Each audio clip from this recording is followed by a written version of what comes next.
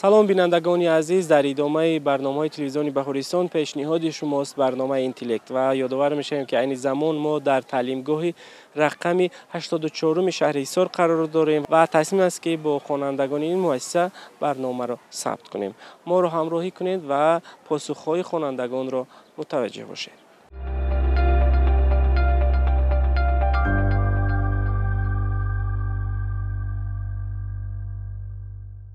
بینندگان عزیز، در مؤسسه تحصیلات میانه عمومی رقم 84 شهرحصار نخست جلال‌الدین میخوان که در برنامه اینتلکت با ما سوال و جواب کنند. پس توجه میکنیم. جلال‌الدین، خود را پورتر معرفی کنید. من جلال‌الدین خریدین، خواننده صنف 9 مؤسسه تحصیلات میانه عمومی رقم 84 میباشم. این حال من در صنف 9 تحصیل کرده استادم. خب جلال‌الدین، شما صنف 9 هستید. کدام فن‌های تعلیمی را دوست می‌دارید؟ من بسیارتر به فن زبان انگلیسی شوق زیاد دارم و اینچنین به فن فیزیک نیز. فیزیک و زبان انگلیسی واقعا همین فن‌های خوب هستند و برای اختصاصمند شدن شما مساعدت میکنند. پس سوال و جواب ما نیز در دایره 20 ساله آموزش و رشد فن‌های دقیق، طبیعت شناسی و ریاضی صورت میگیرد. پس توجه کنید. ترتیب برنامه چنین است که 10 سوال پیشنهاد میشود و شما و با این 10 سوال پاسخها از جانب شما گفته میشود. توجه کنید. سوال یکم: واحد خردترین اِوالوسیا چیست؟ جواب این پاپولیاسیون باشد. پاپولیاسیون میباشد. خب از کدام فنی تعلیم هستین؟ از فن شیمیا. رود و خطا گفته باشید.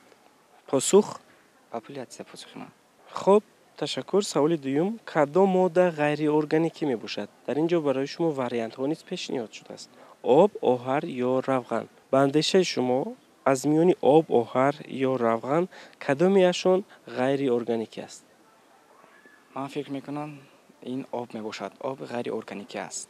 آب غیر ارگانیکی است. آهر چی؟ آهر این با ماده های ارگانیکی داخل می شود. باشد، قبول میکنیم. و سوال دیگر: پرمنگنتیکلی از کدام ذره ها عبارت است؟ پرمنگنتیکلی از ذره های ایون ها عبارت می باشد. ایون ها چی هستند؟ ایون ها ذره های می باشند که ذره های یعنی مثبت منفی رو در همون المنت ها میفهمونند. ذره‌چه های خردی چی؟ ذره‌چه های خردی ذره‌ناک رو ایون ها میگویند. خب قبول میکنیم و میگذاریم به سوال دیگر: کدام متل در شرایط مقرری مایع است؟ تکرار میکنم، توجه کنید. کدام متل در شرایط مقرری مایع است؟ متل نامبر کنید که کدام متل ها رو میدونه؟ آلومینی، باز آهن، سرب، آهن، آلومینی، طلا، نقره و پاسخ شما؟ آلومینی. نتیجه گیری کرده می شود نه. پاسخهای شما در انجام برنامه ما قبول میکنیم و میگذاریم به سوال پنجم: حرارت بدن کدام موجودات زنده نسبت به دیگران بلندتر است؟ این گنجشک می باشد. گنجشک. این از کدام فنی تعلیم شما خوانده بودید؟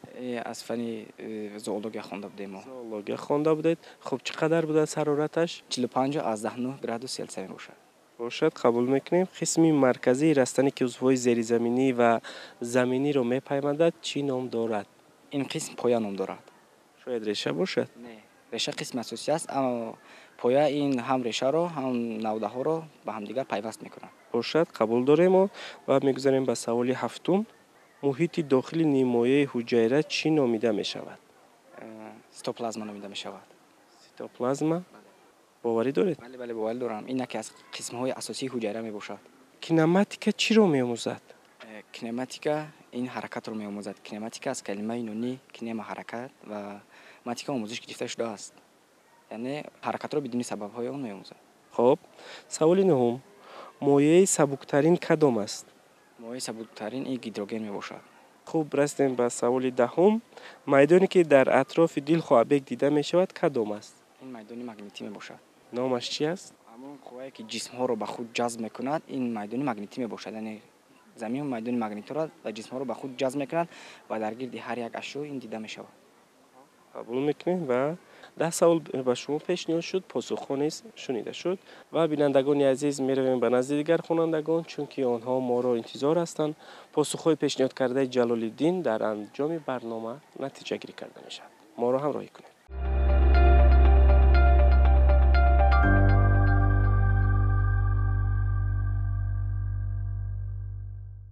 شهنازه شما در صنف چندم میخونید؟ در صنف 9. در صنف 9 میخونید. تا این زمان از کدام فنهای تعلیمی سبقتی دانش کرده در المپیادا؟ بیولوژیا. در کدام دورها شردید؟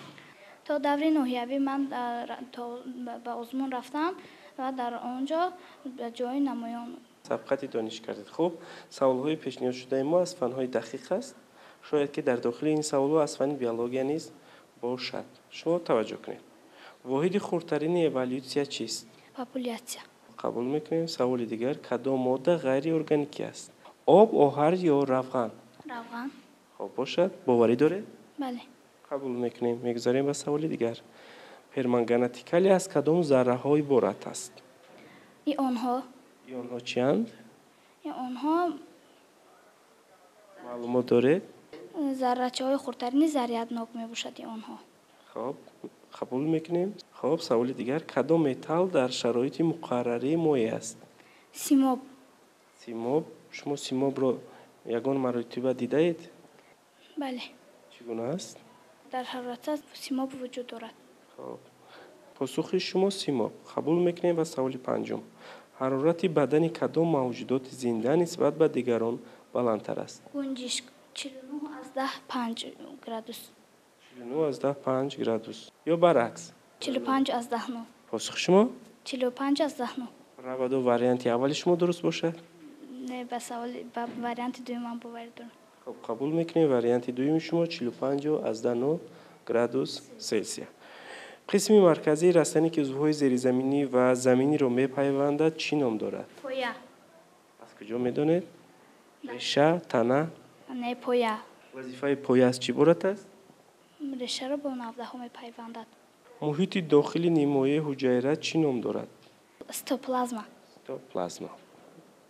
کینماتیکا چی را می‌آموزد؟ کینماتیکا از کلمه یونانی گرفته شده، معنیش کینما حرکت، ماتیکا می‌آموزه میباشد، یعنی حرکت را می‌آموزد. پاسخ شما؟ حرکت را می‌آموزد. حرکت را می‌آموزد. مایع سبکترین کدام است؟ هیدروژن، آب. پاسخ؟ هیدروژن.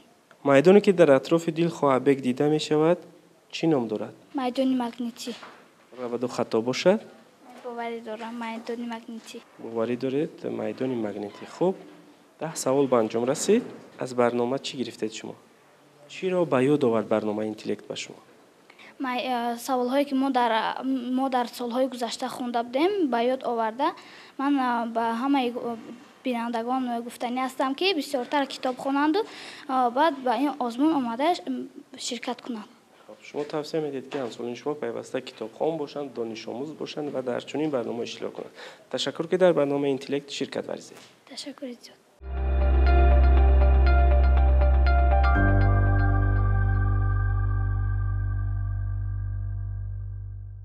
بینندگان عزیز، ادامه برنامه اینتلکت را شما از تعلیمگاه رقم 84 شهر حصار تماشا کرده استادید. خوب خود را معرفی کنید. من شریفم نجیب الله صنف 9 ب. نجیب الله، شما کدام فن‌های تعلیمی را دوست می‌دارید؟ ادبیات، شیمیا، زبان انگلیسی، الگبرا، گئومتریا و غیره. شما قریب همه فن‌های تعلیمی را دوست می‌دارید؟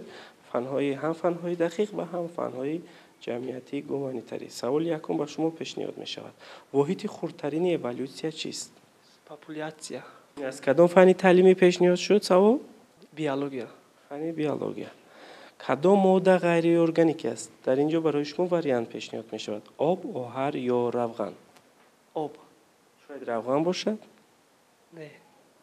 یا آهر؟ نه. پس جواب شما؟ آب. قبول میکنیم. سوال دیگر، پرمانگنتیکالی از کدام ذره ها عبارت است؟ با این سوال پاسخ ندارم. خب با این سوال شما پاسخ ندارید. این سوال سوم بود. 7 سوال دیگر شما رو انتظار است. باید که شما پاسخ گردانید. و سوال چهارم، کدام متال در شرایط مقرری مایع است؟ طلای اشقاری. پاسخ ندارم. سوال دیگر، حرارت بدن کدام موجودات زنده نسبت به دیگران بلندتر است؟ گنجشک. خب گنجشک. باوری داره؟ بله.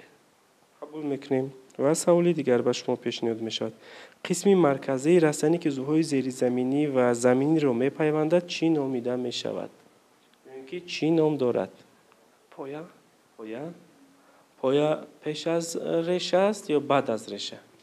پویا در داخل خاک میستد یا در بالا میستد؟ در بولو. در پایانی پویا چی است؟ ریشه. پاسخ شما؟ پویا. پویا.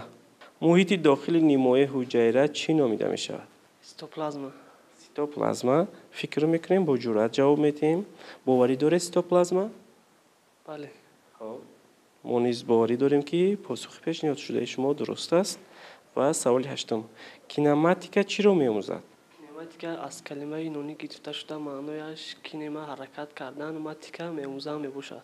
خب حرکت را بدون نظر داشته سبب‌های آن؟ حرکت را بدون سبب‌های آن می‌آموزد. خب قبول میکنیم. مایع سبکترین کدام است؟ پاسخ ندارید. فکر میکنیم و شما وقت داده می شود. مایع سبکترین کدام است؟ و پاسخ شما؟ پاسخ ندارم. پاسخ ندارید و با همین ترتیب رسیدیم به سوال دهم. این سوال نهایی است. میدانی که در اطراف دل خوابک دیده می شود کدام است؟ میدان مگنیتی. تشکر که در برنامه اینتلکت اشتراک کردید. 10 سوال به شما پیشنهاد کرده شد و پاسخ نیز شنیده شد. مرحمت به درس دارید.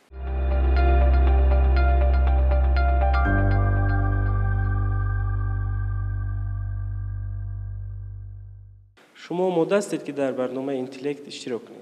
بله آماده هستم. شما آماده هستید. رود و به سوال و پاسخ نگردانید چی؟ راه افتاده نمیشوم. راه افتاده نمیشود و رفته دریافت میکنید. سوال یکم، واحد خردترین اِوالوسیا چیست؟ واحد خردترین اِوالوسیا این پاپولیاسیا میباشد. پاپولیاسیا چیست؟ پاپولیاسیا این واحد خردترین اِوالوسیا میباشد. کدام ماده غیر ارگانیکی است؟ آب، آهر یا روغن؟ آب. از کجا میدانید؟ روغن است. روغن ارگانیکی میباشد. خب جواب شما؟ آب. آب. تشکر. قبول میکنیم. پرمنگنتیکلی از کدام ذره های عبارت است؟ پرمنگنتیکلی از ذره ها یعنی ایون ها عبارت میباشد. ایون ها؟ ایون ها چی هستند؟ ایون ها ذره هایی که پرمنگنتیکلی از آنها عبارت است. کدام متال در شرایط مقرره مایع است؟ سیماب. سیماب چگونه متال است؟ این رنگش، بویش، مزه‌اش شما دیدگی هستید؟ دیده هستم ولی این ماده زهرناک میباشد. ماده شیمیایی. ماده شیمیایی زهرناک. چگونه است این رنگش؟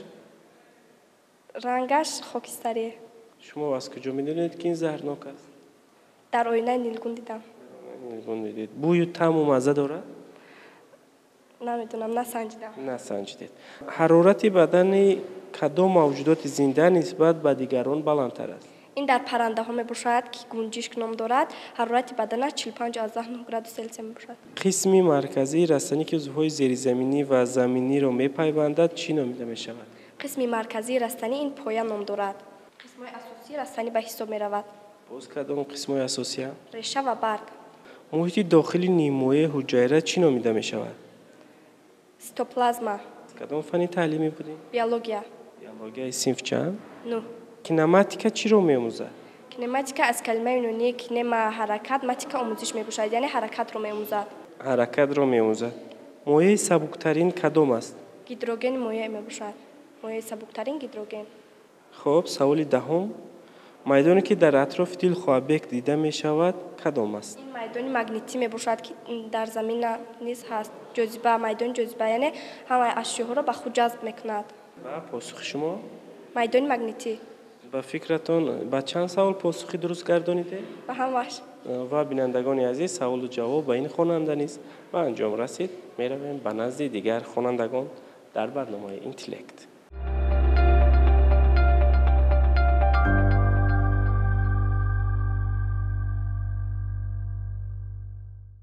مرحمت خود رو برای بینندگان معرفی کنید. من ابوبکر سید احمد در صنف نهم میخوانم. در صنف نهم میخوانید. از یگان فن تعلیمی در المپیاد اشتراک کرده بودید؟ بله. از کدام؟ از فن فیزیک. از فن فیزیک. خوب جای چندم گرفتید و در کدام دور اشتراک کردید؟ در دور شهری جای دوم، در دور مقطع جای یکم رو گرفتم. یعنی شما در دو دور توانستید که سبقت دانش کنید. پس 10 سوال به شما پیشنهاد می‌شود در برنامه اینتلکت. این سوال‌های پیشنهاد شده نیز دایره فن‌های دقیق هستند. سوال یکم، واحد خردترین اِوالوسیا چیست؟ پاپولاسیا. популяция қабул мекунем. ва саволи дигар. Кадом модда ғайриорганик мебошад? Об, оҳар ё равған? об. об шояд оҳар бошад? Не, ман ба саволи худ бовар дорам. яъне шумо ба посухи худатон боварӣ доред. мо низ қабул мекунем. саволи дигар. Перманганатикали аз кадом зарраҳо иборат аст? аз ионҳо. кадом металл дар шароити муқаррарӣ моеъ аст? симоб. симоб. бовар доред? бале. хоб бошад. саволи дигар. ҳарорати бадани кадом мавҷудоти зинда нисбат ба дигарон баландтар аст? гунҷишк 45-9 градус селсия. 45-9 градус селсия. саволи дигар. қисми марказии растанӣ ки узвҳои зеризаминӣ ва заминиро мепайвандад чӣ номида мешавад? поя. шояд реша бошад? ба ҷавоби худ боварӣ комил дорам. бошад. саволи дигар. муҳити дохили нимои ҳуҷайра чӣ ном дорад? ба ин савол посух надорам. ба ин савол шумо посух надоред. кинематика чиро меомӯзад? кинематика аз калимаи юнонӣ гирифта шуда маънояш ҳаракат кардан. ҳаракат кардан. яъне ҳаракатро бидуни назардошти сабабҳои он меомӯзад. ва саволи нуҳум. моеъи сабуктарин кадом аст? гидроген. гидрогени моеъ. ва ниҳоят расидем ба саволи даҳум. ин охирин савол аст ва шумо пешниҳод мешавад. майдоне ки дар атрофи дилхоҳ объект дида мешавад кадом аст? фикри ман ин бо ҷозибаи замин аст. ҷозибаи замин ё ин ки майдони магнитӣ аниқтараш? посухи шумо? майдони магнитии замин. майдони магнитии замин. ба чанд савол посухи дуруст гардонед? ба 8-9 ба 9 савол ба андешаи шумо посухи дуруст гардонед. барои амиқан дарк кардани ин бояд шумо барномаи интеллектро тариқи телевизиони Баҳористон тамошо кунед. ташаккур ки дар барномаи интеллект ширкат варзидед.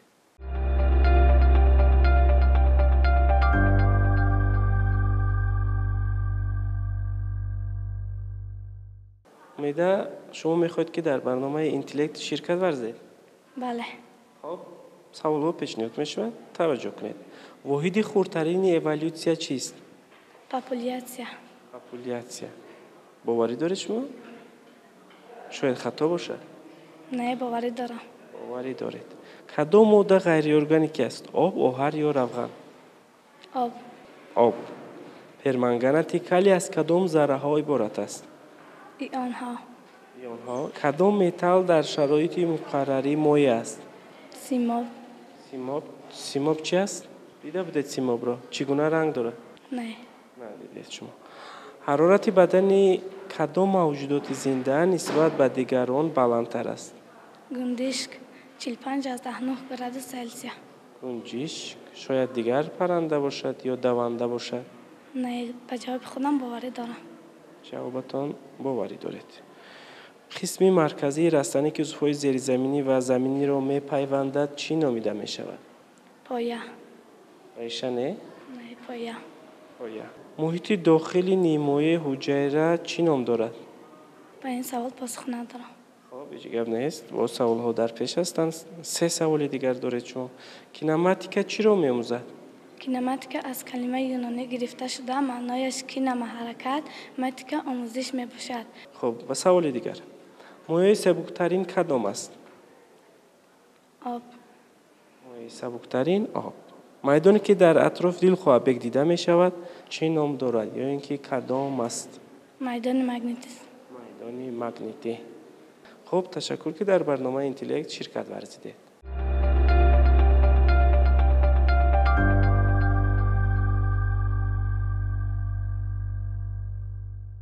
бинандагони азиз, дар таълимгоҳи рақами 84-уми шаҳри Ҳисор 6 нафар хонанда тавонист ки дар барномаи интеллект иштирок кунад ва натиҷаҳо чунин ҳастанд. ҷалолиддини Хайриддин тавонист ки аз 10 саволи пешниҳод гардида ба 9 тояш посух гардонад. Шаҳноза Қобилова бо 9 ҷавоб дар барнома ширкат варзид. Наҷибулло Шарифов тавонист ки аз миёни 10 савол ба 7 савол посух гуфта бошад. Фарраҳноси Зайниддин тавонист ки аз 10 савол ба ҳамаи саволҳо пешниҳод гардонад ва бояд ёдовар шуд ки Фарраҳноз Зайниддинова хонандаи синфи нуҳум мебошад.